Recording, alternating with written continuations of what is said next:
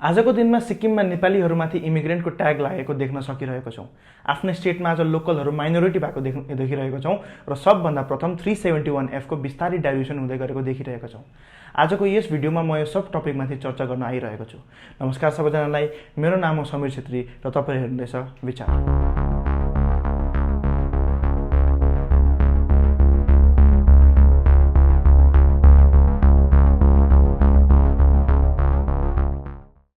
अहिलेको हुँदै गरेको सिचुएसनलाई बुझ्न अगाडि हामीले हिस्ट्रीको पन्ना पल्टाएर हेर्नु जरुरी छ। 1642 को समय छ। फुन्चोक नामगेल सिक्किमको पहिलो छोगेल अपोइन्ट भएको छन् under Namgyal dynasty. Namgyal डाइनेस्टीको एन्सेस्टरहरू actually Tibet र भुटानबाट माइग्रेट गरेर आएका भुटियाहरू थिए। भुटिया, जसलाई भोटिया भनेर प्रोनाउन्स गरिन्छ, त्यो भोट शब्द जसको मिनिङ टिबेट हो, अनि भोटिया माने टिबेटका बासिन्दा। त्यतिखेर सिक्किममा लेप्चा र लिम्बूहरू पनि बस्ने गर्थे। 1663 मा लो मन सङसुम ट्रिटी, जसलाई ट्राइपार्टाइट ट्रिटी भनिन्छ, त्यो साइन भयो, जुन चाहिँ लिम्बू, भुटिया र लेप्चा लिडर्स मिलेर साइन गरे र सिक्किमलाई ब्युरोक्रेटिक किङडम बनाउने डिसिजन लिए र यसरी फर्मेसन भयो पहिलो Sikkim kingdom under Namgyal dynasty. सिक्किमको नाम सिक्किम किन पर्यो भन्ने एक्सेप्टेड थ्योरी यो छ कि यो दुईटा लिम्बू शब्द सु र खिमबाट बनेको हो। सु भनेको न्यू, खिम भनेको प्यालेस अर्थात् नयाँ निवास। सिक्किम त्यतिखेर निकै ठुलो किङडम थियो र त्यति बेलाको सिक्किमलाई द ग्रेटर सिक्किम भनिन्छ। द ग्रेटर सिक्किम कति ठुलो थियो भन्ने कुरा लेन्डुप लेप्चाले 1973 मा इलस्ट्रेट गरेको म्यापबाट बुझ्न सकिन्छ। यहाँ हामी हेर्न सक्छौँ कि द ग्रेटर सिक्किममा प्रेजेन्ट डे भुटान, टिबेट र नेपालको जग्गाहरू पनि छ। साल 1700 मा भुटानिज किङको इन्भेजन हुँदा र 1774 को गोर्खा इन्भेजन हुँदा ग्रेटर सिक्किमको निकै भागहरू तोडियो र सिक्किममा गोर्खाहरूको अट्याक 100 सालसम्म देख्न पाइयो। यति बेला नै हो जब नेपाली पपुलेसनको इनिसियली सिक्किममा मुभमेन्ट देख्न थालियो। हिस्ट्रीले भन्छ कि नेपाल र सिक्किमको बीच कुनै ठोस बााउन्ड्री नै थिएन र त्यति बेला माइग्रेसनमा केही पोलिटिकल रेजिस्टेन्स नै थिएन, किनकि जमिनहरू प्रशस्तै थियो। गोर्खा इन्भेजनलाई काउन्टर गर्न 7 छोगेलले ब्रिटिसर्सलाई हेल्प मागे। ब्रिटिसर्सको हेल्पद्वारा एङ्ग्लो नेपालिज वार लडियो र ट्रिटी अफ सुगौली इन 1816 द्वारा सिक्किमको गोर्खाले लगेको जमिन, जुन चाहिँ टिस्टापारी डल्ले थियो, त्यो ब्रिटिसर्सले लिए। सिक्किम एउटा बोर्डर स्टेट थियो नेपाल, भुटान, टिबेट र चाइनाको बीच। ब्रिटिसर्सहरूलाई ट्रेड रुट इस्टाब्लिस गर्नु थियो टिबेटसँग, तर बीचमा नेपाल थियो। सो सिक्किमको थ्रु ब्रिटिसर्सहरू ट्रेड रुट इस्टाब्लिस गर्न चाहन्थे। 1817-18 मा ट्रिटी अफ टिटालिया साइन भयो, जुन चाहिँमा सिक्किम ब्रिटिस इन्डियाको प्रोटेक्टोरेट भयो। दुईजना ब्रिटिसर्स सर जेडी हुकर र डाक्टर क्याम्बेल दार्जिलिङको लोकेसन र ओभरअल ल्यान्डस्केप धेरै मन पर्यो र उहाँहरू दार्जिलिङ घुम्न आए। तर उहाँहरूलाई सिक्किमको दिवानलाई क्याप्चर गरे र प्रिजनर्स बनाएर राखे। ब्रिटिसर्सलाई यो कुरा पटक्कै मन परेन र सबै तेराई रिजन, जुन चाहिँ टिस्टाको इस्ट पर्छ, जुन चाहिँ दार्जिलिङ पनि पर्छ, त्यो सबै ब्रिटिसले फुल्ली एनेक्स गरे। इन्ट्रेस्टिङ फ्याक्ट यो छ कि जेडी हुकरले सिक्किमको हिस्ट्री डकुमेन्टेसनमा ठुलो कन्ट्रिब्युसन दिएको छ र सिक्किमको पहिलो म्याप र दार्जिलिङको म्याप पनि इलस्ट्रेट गर्नुमा उनको बहुत ठुलो हात रहेको छ। अब 1886 मा टिबेटियन्सले लिङतो एरिया क्याप्चर गरे र त्यहाँ फोर्ट बनाए। सिक्किमले रिटेलिएसनमा आफ्नो फोर्स त्यहाँ पठायो, जहाँ निकै ब्लडसेड भयो। सिक्किम प्रोटेक्टोरेट थियो ब्रिटिसको, सो टिबेट र ब्रिटेनको बीचमा नेगोसिएसन भयो र फाइनली चुम्बी भ्याली सिक्किमबाट छुट्यो र टिबेटको पार्ट भयो र सिक्किमको फाइनली म्यापको साइज यत्रो भयो। 1889 मा जन क्लड वाइटलाई सिक्किमको फर्स्ट पोलिटिकल अफिसर बनाइयो। जन क्लड वाइटलाई दार्जिलिङलाई डेभलप गर्न लेबरहरू चाहिएको थियो र त्यति बेला large scale Nepali immigration encourage गरियो। एक कारण त यो पनि थियो कि ब्रिटिसर्सलाई टिबेटको इन्फ्लुएन्स घटाउनु थियो सिक्किममा, किनकि सिक्किमको क्लोज टाइज थियो टिबेटसँग। 1891 को सेन्ससमा यो पपुलेसन चेन्ज देख्न पाइयो, जहाँ टोटल पपुलेसन सिक्किमको अराउन्ड 30,000 थियो, जुन चाहिँ 5,700 जति लेप्चाज, 4,800 जति भुटिया, 3,400 जति लिम्बू र 15,400 जति नेपाली देखियो। माइग्रेसनले गर्दा सबै कम्युनिटी एकअर्कासँग खुसी थिएनन्, तर यो कम्युनिटीको बीच खटास त नामगेल डाइनेस्टीको फर्मेसनदेखि नै देख्न पाइएको थियो। फुन्चोक नामगेलले सिक्किमलाई 12 डिस्ट्रिक्टमा डिभाइड गरेको थिए र 12 डिस्ट्रिक्टको कन्ट्रोलको लागि 12 जोङपेन यानि कि 12 गभर्नर अपोइन्ट गरेको थिए, जो लेप्चाहरू थिए। उहाँहरूले 12 भुटिया चिफहरूलाई पनि अपोइन्ट गरेको थिए एडमिनिस्ट्रेसनमा हेल्प गर्न, जसलाई हामीले बादमा काजी यानि कि जमिनदारहरू भनेर चिनियो। तर यहाँ लिम्बूहरूले डिस्क्रिमिनेसन फेस गरे, किनकि उनीहरूलाई केही पनि एडमिनिस्ट्रेटिभ पोजिसन दिएनन्। उनीहरूलाई सेकेन्ड क्लास सिटिजन जस्तो ट्रिट गरियो। फोर्थ छोगेलको टाइममा लिम्बूहरूलाई निकै हेरेसमेन्ट भएको थियो, जसमा लिम्बूहरूलाई जबरजस्ती वारमा पठाइएको थियो र उहाँहरूबाट फोर्स लेबर गराइएको थियो। ट्राइपार्टाइट ट्रिटी साइन गरेर पनि जसमा 12 सङ्घ 8 भुटिया र 4 लेप्चा लिडर थिए र उहाँहरूको मेजोरिटी थियो, लिम्बूहरूले डिस्क्रिमिनेसन फेस गरे र लिम्बूहरूलाई विश्वासघात भए जस्तो फिल भयो। छोगेल आफ्नो मोस्ट कामको लागि काजीहरूमाथि डिपेन्डेन्ट थिए र काजीहरूले यसको एडभान्टेज पाए र बिस्तारै उनीहरूको मनमानी चल्न थाल्यो। काजीहरूले ठुलो घरका लेप्चा परिवारहरूसँग मिले र त्यसको बाद कमन लेप्चा, लिम्बू र बादमा नेपालीहरूमाथि शोषण गरे। यो शोषणको एउटा उदाहरण थियो कालोभारी। ब्रिटिसर्सहरूले टिबेटलाई हतियारहरू बेच्थे र त्यो हतियारहरूलाई चिसोबाट बचाउन बोराभित्र हाल्थे र बाहिरबाट अलकत्रले छोप्थे र यो भारीको रूप कालो हुनाले गर्दा यसको नाम कालोभारी परेको थियो।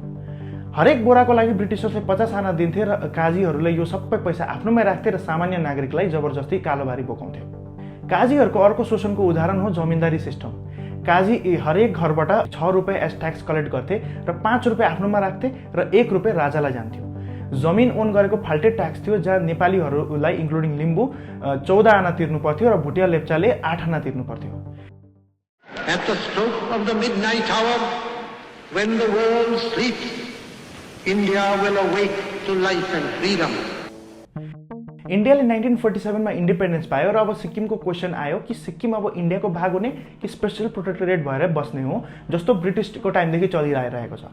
मोनार्कीले इन्डियालाई भन्यो कि उनीहरू इन्डिपेन्डेन्ट नै बस्न चाहन्छन्, तर समाजमा अरू नै के चलिरहेको थियो। कमन जनता र मोनार्कीको बीचमा ठुलो ग्याप थियो। कमन जनता, जसमा नेपालीहरू मेजोरिटीमा थिए, उनीहरूको शोषण भइरहेको थियो र अब उनीहरूको बीच प्रजातन्त्रको कुरा चल्न थाल्यो। 7 डिसेम्बर 1947 मा पोलो ग्राउन्ड, जुन चाहिँ अहिलेको पाल्जर स्टेडियम हो, त्यहाँ नयाँ political party Sikkim state Congress establish भयो। 9 डिसेम्बर 1947 मा टासी छिरिङको लिडरसिपको अन्डर एसएससीले जमिनदारी सिस्टम हटाउने, राम्रो गभर्नमेन्ट बनाउने र इन्डियासँग मर्ज गर्ने कुरा गरे। 1949 मा फेरि एसएससीले नो रेन्ट क्याम्पेन चलायो, जुन चाहिँ उनीहरूले फेरि त्यही डिमान्डहरू एड्रेस गरे। 1950 मा इन्डो सिक्किमिस्ट ट्रिटीको अन्डर इन्डियाले सिक्किमलाई प्रोटेक्टोरेट स्टेट बनायो र डिफेन्सको जिम्मा लियो। इन्डियाले सिक्किमको डेमोक्रेटिक मुभमेन्टलाई निकै सपोर्ट गरेको थियो र जुन चाहिँ जमिनदारी ट्याक्स जनताले तिर्नु पर्दै थियो, त्यो ट्याक्स अब इन्डियाले तिर्ने भयो। डिसाइड भयो कि इन्डियाले 3 लाख सालाना सिक्किमलाई दिन्छ एज रेन्ट। 1950 देखि सिक्किममा प्लेनको मान्छेहरूको आगमन देख्न सक्यो र बढ्दै गरेको नेपाली पपुलेसन र बाहिरको मान्छेको पपुलेसन छोगेललाई मन परेको थिएन। छोगेल आफ्नो डोमिनेन्स बनाउन चाहन्थे सिक्किमको लिमिटेड रिसोर्सेसमा र त्यति बेला सिक्किमको मान्छेको आइडेन्टिटी क्रिएट भयो सिक्किमिज भनेर। यो रेकग्निसन इनिसियली भुटिया, लेप्चा र सङ्घ कम्युनिटीलाई मात्रै दिने कुरा भयो, तर नेपाली पपुलेसन 70% भएको हुँदा र नेपालीहरूको पनि काफी जमिन भएको हुनाले नेपालीहरूले पनि यसमा इन्क्लुड भए। 1961 मा सिक्किम सब्जेक्ट रेगुलेसन इन्ट्रोड्युस गराइयो, जसलाई अहिले CUI यानि कि सर्टिफिकेट अफ आइडेन्टिफिकेसन भनिन्छ। यसले डिफाइन गर्यो कि सिक्किमिज को हो भनेर। फास्ट फरवर्ड गरौँ 1973 मा सिक्किम पोलिटिकली अनस्टेबल हुँदै थियो, किनकि जनताको बीचमा पोलिटिकल अवेरनेस बढ्दै थियो। मार्च 28, 1973 मा ग्यान्टोकमा एन्टी छोगेल प्रोटेस्ट चल्यो र निकै दङ्गाहरू भयो। छोगेलले मजबुरन इन्डियाको हेल्प लिनु पर्यो। 1975 मा सिक्किम फाइनली इन्डियाको पार्ट भयो। सिक्किमलाई स्पेशल स्टेटस ग्रान्ट गरियो अन्डर आर्टिकल 371F, जहाँ ओल्ड ल अफ 1961 पनि एपेन्ड गरियो र ट्याक्स एक्जेम्सन पनि एड गरियो। पोस्ट मर्जर सिक्किममा निकै प्रब्लम देख्न पाइयो। सिक्किमको मर्जरमा जसको नाम पनि 1961 को सिक्किम सब्जेक्टमा थियो, उनीहरूलाई इन्डियाको सिटिजनसिप अटोमेटिकली प्रदान गरिएको थियो। प्रब्लम तब आयो जब डेमोक्रेटिक मुभमेन्ट सपोर्ट गर्ने मान्छेहरूले आफ्नो नाम सिक्किमको भोटिङ लिस्टमै पाएनन्। सिक्किम सब्जेक्ट 1961 मा आउन छोगेलले धेरै क्राइटेरियाहरू हालेको थिए, जस कारणले गर्दा 30,000 भन्दा पनि बेसी मान्छेहरूले त्यो क्राइटेरिया फुलफिल गरेनन् भनेर उनीहरूलाई एक्सक्लुड गरिएको थियो। अर्को प्रब्लम थियो सिट रिजर्भेसनको मुद्दा। सिक्किमको डेमोक्रेटिक इलेक्सन अप्रिल 1974 मा हुँदा 32 सिट थियो, जुन चाहिँ 15 Nepali seat including Limbu, 15 Bhutia Lepcha seat र एउटा सङ्घ सिट र एउटा SC सिट थियो। यो यस्तो प्रकारले डिजाइन थियो कि कुनै कम्युनिटीको पनि कुनै अर्को कम्युनिटीमाथि अप्पर ह्यान्ड नहोस् भनेर।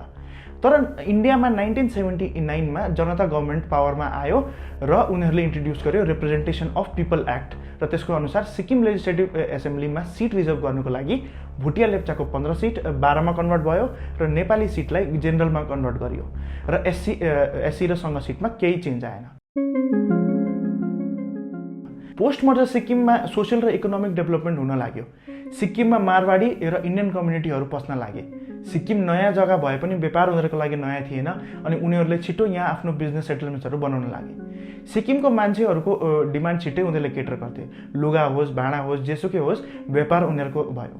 सिक्किम ल्यान्डलक रिजन थियो यति वर्ष र बाहिरबाट आएको मान्छेकोमा एडभान्टेज थियो कि उनीहरू इन्डियाको अरू जग्गामा कमन भाषा जुन चाहिँ हिन्दी थियो त्यो बोलेर कम्युनिकेट गर्न सक्थे, जबकि सिक्किमको मेजोरिटी भाषा अहिलेको लागि नेपाली मात्रै थियो। सिक्किममा गभर्मेन्ट जबहरूमा पनि आउटसाइडरहरूले अपर्च्युनिटी पाउँदै थिए, किनकि सिक्किममा त्यति बेसी एजुकेटेड लोकलहरू नै थिएनन् त्यति बेला।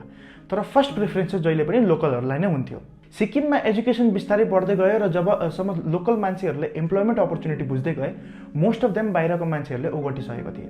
सिक्किममा बाहिरबाट आएको बिजनेसम्यानहरूलाई राम्रो जग्गा बनाए आफ्नो लागि सिक्किममा। ट्रेड, बिजनेस र अन्टरप्रेनरसिप उनीहरूको एडभान्टेजमा थियो, त्यसले गर्दा मोस्ट सिक्किम लोकलहरूले गभर्मेन्ट जबपट्टि लाग्न थाले। आजको दिनमा हामीले आर्टिकल 371F को महत्त्व धेरै बुझिरहेका छौँ। 371F एउटा आर्टिकल मात्र होइन, इन्डिया र सिक्किमको बीच एउटा विश्वास हो कि यसले सिक्किमिजको आइडेन्टिटीलाई प्रोटेक्ट गर्छ भनेर। तर जति दिन बढ्दैछ, पहिला आएको इन्डियन सेटलर्सले यसको बेनिफिट्सहरू माग्दैछन्। 2013 मा एसोसिएसन अफ ओल्ड सेटलर्सले सुप्रिम कोर्टमा पिटिसन हाले कि नेपालबाट आएको नेपालीहरूले ट्याक्स एक्जम्पसन पाउँदैछन् भने हामीले किन नपाउने त? तर यो एकदमै गलत हो। सिक्किमिज पपुलेसनमा लेप्चा हुन् कि त भुटिया हुन् कि त नेपाली, यिनीहरू तीनजना कम्युनिटी डिफ्रेन्ट टाइममा आएर यो जग्गामा बसे, जब सायद सिक्किम जुन चाहिँ हामी अहिले बुझ्छौँ त्यो सायद एक्जिस्ट पनि गर्दैन थियो होला। र जानी नजानी यही तीन कम्युनिटीले आजको सिक्किम सेप गरेको छन्। तीनैजना कम्युनिटीको आफ्नो युनिक आइडेन्टिटी र कल्चर छ र हो एक दुईवटा डिफ्रेन्सेस रहेको छ होला यो तीन कम्युनिटीको बीच, तर सयौँ सालदेखि यो तीन कम्युनिटी पिसफुली बसिरहेको छन्। द ग्रेटर सिक्किममा टिबेट, नेपाल र भुटानको पार्टहरू पनि थियो र त्यहाँदेखि बढ्दै आएको जेनेरेसनहरूलाई आज सिक्किमिज भनिन्छ। सिक्किमिजहरूले डेमोक्रेसी पाए, तर त्यसको प्राइस थियो आफ्नो होमल्यान्डलाई इन्डियासँग मर्ज गर्नु। ओल्ड सेटलर्सले 371F लाई ट्याक्स एक्जेम्पसन मात्रै हो जस्तो देख्छन्, तर 371F यो तीन कम्युनिटीको प्रिजर्भेसनको लागि हो जो सयौँ सालदेखि एक अर्कासँग पिसफुली कोएक्जिस्ट गर्दैछन्। यी ओल्ड सेटलर्सहरूलाई छोगेलको टाइममा सिक्किमिजको टाइटल अफर भएको थियो, तर त्यति बेला उनीहरूलाई आफ्नो इन्डियन आइडेन्टिटी प्यारो थियो र भने कि हामी त आफ्नो देश यानि कि इन्डिया फर्किन्छौँ। तर जस्तो समय बित्दै छ, हामी देख्दैछौँ कि अब उनीहरू यहाँबाट जाने केही प्लान छैन। उनीहरूलाई थाहा छ कि सिक्किमिजको कम्पेरिजनमा उनीहरूकोमा एडभान्टेज छ र उनीहरूले झन् प्रिभिलेजहरू पाउँछ यदि उनीहरूको डिमान्डहरू पुरा भयो भने। तर आज हामी 371F को डाइल्युसन देख्दैछौँ र यसको पहिलो स्टेप नै सायद फाइनेन्स बिल 2023 होला, जसलाई बादमा फाइनेन्स एक्ट बनाउने पनि चर्चा चलिरहेको छ। यो बिलले आज सिक्किममा हलचल मचाइरहेको छ, जहाँ अरू कम्युनिटीहरू पनि आफ्नो डिमान्ड लिएर आउँदैछन्। जस्तै निकै जग्गा अहिले दार्जिलिङ सिक्किम मर्जर कुरा चल्दैछ। सिक्किममा डर छ कि अब सिक्किमिज आइडेन्टिटीको के हुने हो भनेर। सावित्री मुखियाले politics of ethnicity and identity in सिक्किममा भन्नुभएको छ कि हामी जहिले आफूलाई कुनै न कुनै आइडेन्टिटी अथवा पहिचानबाट रिलेट गर्ने कोसिस गर्छौँ र टाइम टु टाइम हाम्रो आइडेन्टिटीमा जब क्वेसन आउँछ हामी त्यसलाई प्रोटेक्ट गर्ने कोसिस गर्छौँ। यसलाई नै आइडेन्टिटी पोलिटिक्स अथवा पहिचानको राजनीति भनिन्छ। आइडेन्टिटी पोलिटिक्सको सुरुवात ट्राइपार्टाइट ट्रिटीबाट नै भइसकेको थियो, जहाँ तीन डिस्टिङ्क्ट कम्युनिटी आएर ग्रेटर सिक्किमको फर्मेसन गरे। यहाँबाट सबैले आफ्नो आइडेन्टिटीको लागि रुल्सहरू बनाउन लागे। 1913 सम्म भुटिया, लेप्चा सङ्घ र नेपालीहरू एकअर्कासँग बिहे गर्थे, तर 1913 मा इम्पेरियल ल लाग्यो र यसमा ब्यान लगायो। लेप्चा, भुटिया चाहिँ सङ्घ र नेपालीहरूसँग बिहे गर्न नपाउने। आइडेन्टिटीको रियल क्वेसन चाहिँ छोगेलको टाइममा आएको थियो, जब माइग्रेसन बढेर आयो र छोगेललाई सिक्किम सब्जेक्ट निकाले आफ्नो मान्छेको आइडेन्टिटी बचाउन।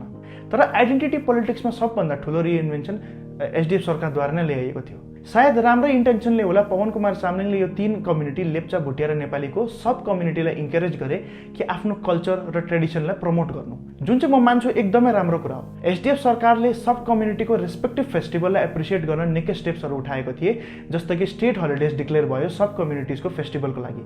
तर कन्सिक्वेन्स यो भयो कि सिक्किमिज सोसाइटी यो सब कम्युनिटीमै आफ्नो आइडेन्टिटी खोज्न थाले। धेरै एसोसिएसनहरू खोलियो यो सब कम्युनिटीको इस्युजलाई एड्रेस गर्न। इक्जाम्पल छ Limbu Tamang association, Gurung association, Magar association. आज सायद कुनै यस्तो सब कम्युनिटी नै छैन होला जसको एसोसिएसन छैन होला। म यो कुरालाई नकार्दिनँ कि यो सबै एसोसिएसनहरूको डिमान्ड जेन्युइन छ, तर यो सब कम्युनिटी आइडेन्टिटी चाहिँ सिक्किमिज आइडेन्टिटी भन्दा ठुलो हुनु हुँदैन भन्ने चाहिँ मेरो भनाइ हो। पोलिटिकल पार्टीहरूले आफूलाई यस्तै सब कम्युनिटी आइडेन्टिटीसँग लिङ्क गर्छन् र सालौँ साल हामी देखिरहेको छौँ कि यो मुद्दाहरू भोट ब्याङ्क पोलिटिक्स मात्रै हो भनेर। जबसम्म सबै एसोसिएसनको प्रब्लम एकैचोटि एड्रेस गरिँदैन, कुनै कम्युनिटीले पनि आफ्नो राइट्स पाउँदैन। आज भनौँ नै भने नेपाली सिट नतोडेको भए यो सबै सायद हुने नै थिएन होला। तर वर्तमानको हालत हेर्दा हामीले यो बुझ्न सक्दैछौँ कि भोट ब्याङ्क पोलिटिक्स र कम्युनिटीहरू आफ्नै बिचमा तोडिएको हुनाले आज हाम्रो सिक्किमिज आइडेन्टिटीमा क्वेसन आउन लागिरहेको छ। जति जति माइग्रेसन बढ्दैछ सिक्किममा हामी हेर्न सक्दैछौँ कि आज लोकलहरूको बिचमा डर पैदा हुँदैछ कि हामी आफ्नै स्टेटमा माइनोरिटी हुँदैछौँ भनेर। र यति बेला हामीलाई सख्त जरुरत छ कि हामी सिक्किमिस आइडेन्टिटीलाई अपहोल्ड गरौँ र यसमा सरकारको बहुत ठुलो भूमिका छ। वर्तमानमा सिक्किमको निड अफ द आवर छ बेटर प्रोटेक्सन अफ 371F र अझै better laws to protect the identity of Sikkimese people. Article 371F Bharat संविधानको part 12 temporary transitional and special प्रोभिजनमा आउँछ र यसमा सरकारको जिम्मेवारी आउँछ कि यो आर्टिकललाई जसरी भए पनि बचाउने र सिक्किमी नागरिकको आइडेन्टिटी बचाउन म दुईटा सोल्युसन प्रपोज गर्छु। माइग्रेसन लज बनाउन एकदम जरुरी छ। एउटा माइग्रेसन अथोरिटी सेटअप गर्न आवश्यक छ जसले माइग्रेसन फ्रम अदर स्टेट्सलाई मोनिटर गर्छ। Available resources, socio economic factor र इन्फ्रास्ट्रक्चर क्यापेसिटीको हिसाबमा एभ्री इयर कोटा डिफाइन गर्दा हुन्छ कि कति नम्बर अफ माइग्रेन्ट्सहरू एलाउड हुन्छ र एक्जिस्टिङ माइग्रेन्ट्स लेबरहरूको पनि मोनिटर हुनुपर्छ। भोटर कार्डलाई इन्डियादेखि सिक्किममा सार्न नपाउने प्रोभिजन बनाउन आवश्यक छ। आज कति बाहिरको मान्छेहरूलाई आएर सिक्किममा भोट हाल्छन्। डेमोक्रेसी जहिले पनि to the majority of the people, for the majority of the people र by the majority of the people नै रहेको छ। म 1992 को दिल कुमारी भण्डारीले न्यू दिल्लीले लेखेको लेटर जब नेपाली सिट रिजर्भेसन खोसिएको थियो त्यसलाई कोट गर्छु। इन्डियाको सबभन्दा सानो स्टेट हो सिक्किम र डर यही छ कि जस्तो इन्फ्लक्स बढ्दैछ बाहिरको मान्छेहरूले आउट नम्बर गर्छन् लोकललाई र लोकलहरूले आफ्नो अस्तित्व गुमाउनेछन्। इतिहासमा हामीले देखेको छौँ कि पोलिसिज जहिले पनि मेजोरिटी हेरेर नै बनाइन्छ।